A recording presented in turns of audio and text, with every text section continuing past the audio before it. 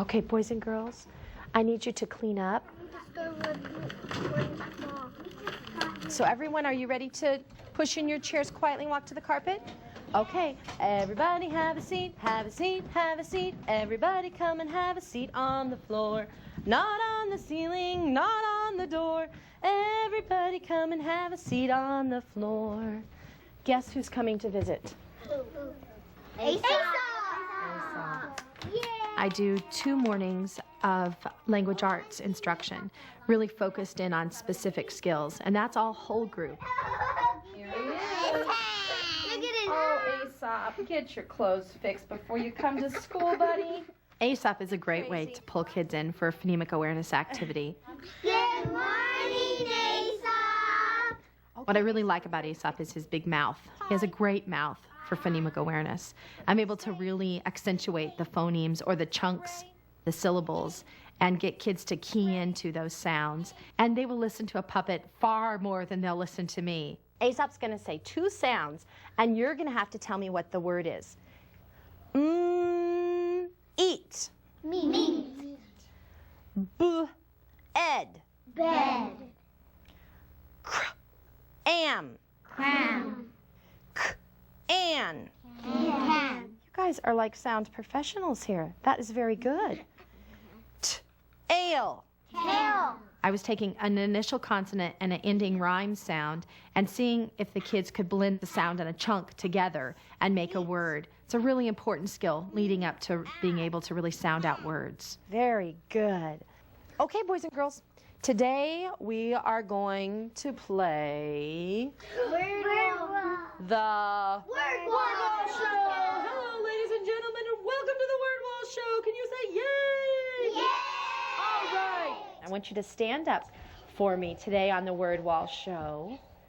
And let's see. I'm going to show the word, and I'm going to put the microphone out there and see if somebody knows that word. If you know it, put your finger on your nose, but don't say it unless I give you the microphone. Let's see.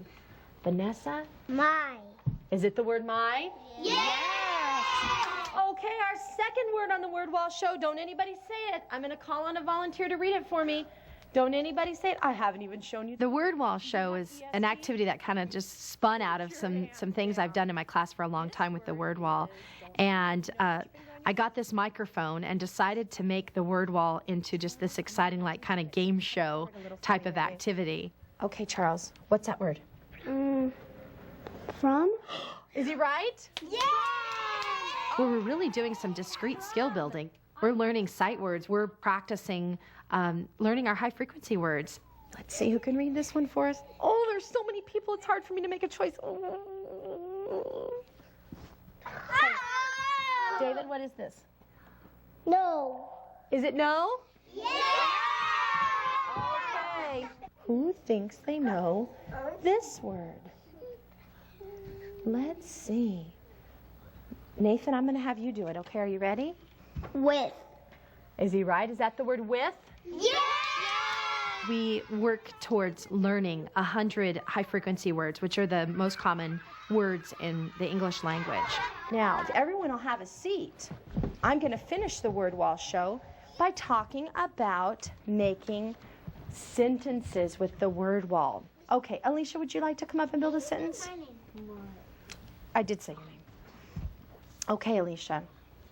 What are you going to start with? I like... Ooh, let's say it louder. I like little... Oh, you like littles. So you like the littles. Can you find the word the? Ooh, starts with that tricky sound. Wait, give Alicia a chance. What makes that sound? 2 letters, like thumper. What 2 letters? Something in H, you're right. What's this letter?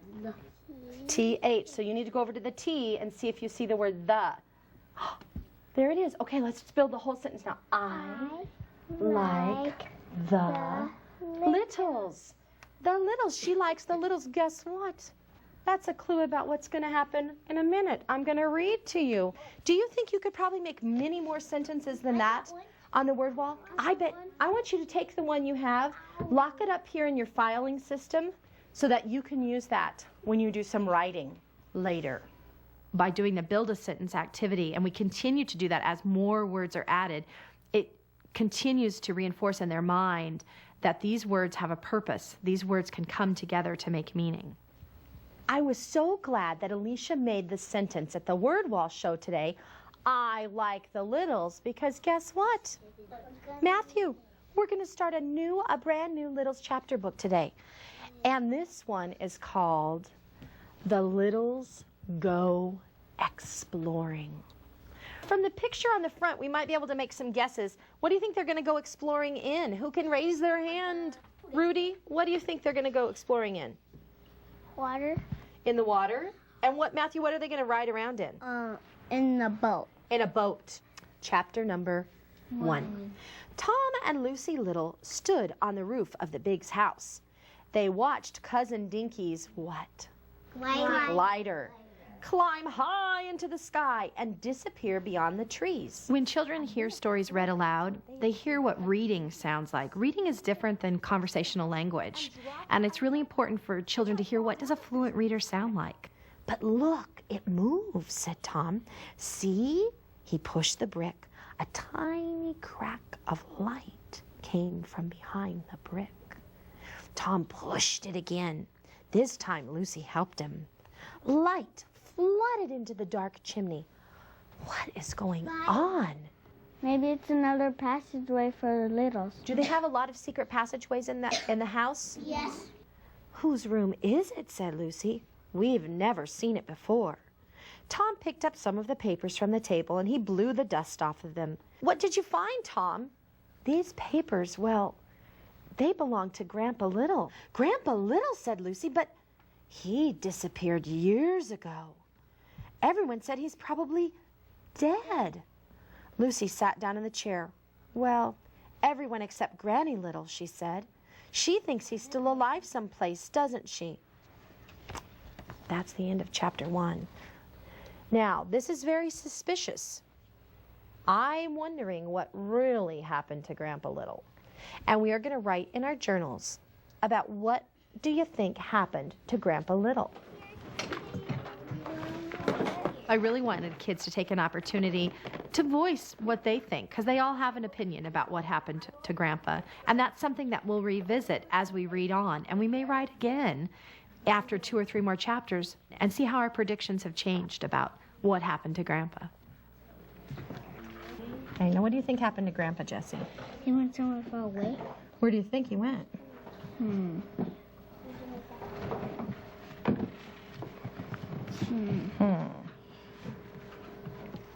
On an exploration or a journey or... A journey.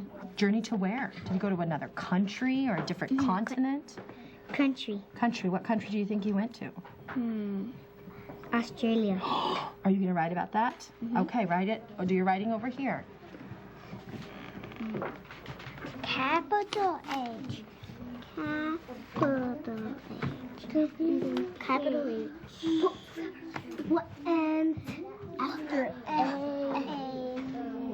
What and T. Reminding colors. He went to hospital.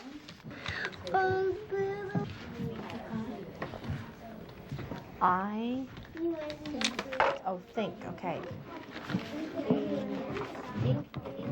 Okay, will you read this to me? He's in heaven. He's in heaven. So what happened to poor Grandpa? He was an army man. He was an army man? And he died. And he died. And now he is in heaven. This is very sad, Charles. Well, we'll have to wait and find out, huh? When we read the rest of the story. Okay, are you going to draw your picture now to go with it? Good. Okay. Would you like to read yours, Charles, to the rest of the class? Okay. Giving children opportunity to share their journals and to kind of be the superstar journal reader of the day is really a neat opportunity, not only for them to model their reading ability, but to model their thinking. Okay, superstar reader, let me ask you the question. What happened to Grandpa? I think Grandpa went on a journey to Australia. To Australia. Well, we'll have to wait and see. Give him a hand. Good reading. Okay, you can go sit down. Okay. Charles, what happened to Grandpa? I think he went to heaven. He thinks he went to heaven. Heaven? What's heaven? Tell him why you thought that. Because he was in the army and he died. We'll have to wait and find out, huh? Heaven, some people believe that's where people go when they die. That's what I Okay, what happened to Grandpa? This is Jocelyn's turn. He died. He died. These are all so sad. Miss Evans is going to have to get a tissue. Okay, Jocelyn, give her a hand. Did we give Jesse a hand? Give him one, too. Arabea, what happened to Grandpa? He is lost somewhere in the attic. He is lost somewhere in the attic. It's a pretty big place for a little, isn't it? The whole attic of the house. Give her a hand. Okay, boys and girls, tomorrow we will have to find out what happened to Grandpa Little. I hope we can find out tomorrow. I'd hope a teacher watching this would see that there can be a real balance between good literature, an exciting classroom environment, and skills-based learning. We've got to teach those skills, but skills-based learning can be fun. You say your name, and I'll be quiet. Alright. It's so important at these foundational stages of learning for kids to really have those. So I'd hope a teacher could see that that can be fun. Will you be ready tomorrow to learn some more? Yeah!